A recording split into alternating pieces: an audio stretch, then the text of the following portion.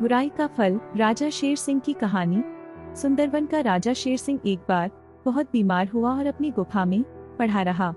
यह देखकर जंगल के सभी पशु बहुत चिंतित हुए। वे प्रतिदिन उसकी खबर लेने जाते, तरह तरह से उसकी दवा दारू कराते और बार बार उसकी सेवा टहल में लगे रहते।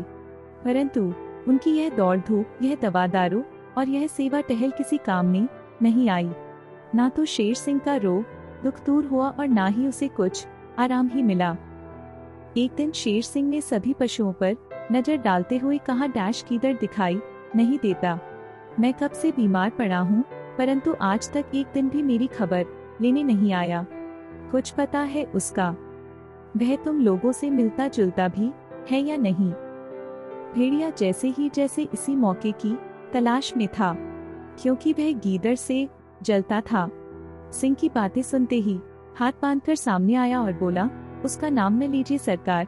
आजकल उसे इतना घमंड हो गया है कि वह सीधे मुंह किसी से भी बात नहीं करता।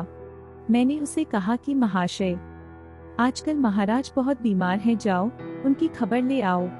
परंतु उसने उत्तर दिया, डैश फाड़ने जाए महाराज, जिस दिन वह मरेंगे मैं स्वयं जंगल का राजा बनूंगा और आनंद उठाऊंगा। मैं तो उसकी बात सुनकर सन्न रह गया सरकार। इसी समय अचानक गीदड़ भी वहां आ पहुंचा। उसके कानों में भेड़िए की बातें पड़ गई, इसलिए वह डरते डरते राजा सिंह के सामने खड़ा हो गया। गीदड़ पर नजर पड़ते सिंह का क्रोध भड़क उठा और वह गुर्रा कर बोला, डैश क्या रे बदमाश, मैं इतने दिनों से यहाँ बीमार पड़ा हूँ और तू एक बार भी मेरी खबर लेने नहीं आया। सुना है आजकल तुझे बड़ा घमंड हो गया है, बोल कहाँ था अब तक? गीदड़ ने हाथ जोड़कर कहा, अन्नदाता, जिस दिन से आप बीमार पड़े हैं उस दिन से मैं घड़ी भर को भी आराम से नहीं बैठा। यह ठीक है कि सब लोग यहाँ आपकी सेवा टहल में जुट हुए हैं, परंतु मैं तो आपकी बीमारी दूर करने के लिए दवा की तलाश में लगा रहा हूँ।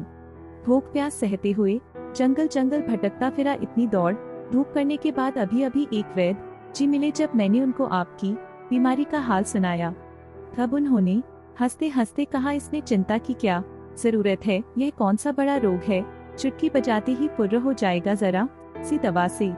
इतनी बात सुनते ही सिंह की प्रसन्नता का ठिकाना न रहा। वह गीदड़ की बात काटकर बोला, डैश तभी तो मैं कहता था कि गीदड़ ही मेरा परम मित्र है और बिना कारण इतने दिनों तक गायब नहीं रह सकता। अच्छा तो तुम पूछ आए वैद्य जी से दवा? गीदड़ ने कहा, डैश अन्नदाता, भला मैं वैद्य जी से दवा पूछे बिना कैसे आ सकता था?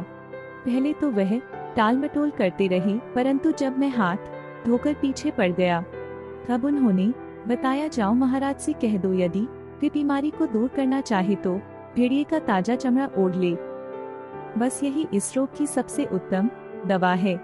यह सुनते ही सिंह गरज कर भेड़िए पर टूट पड़ा और उसकी खाल उधेड़ने लगा।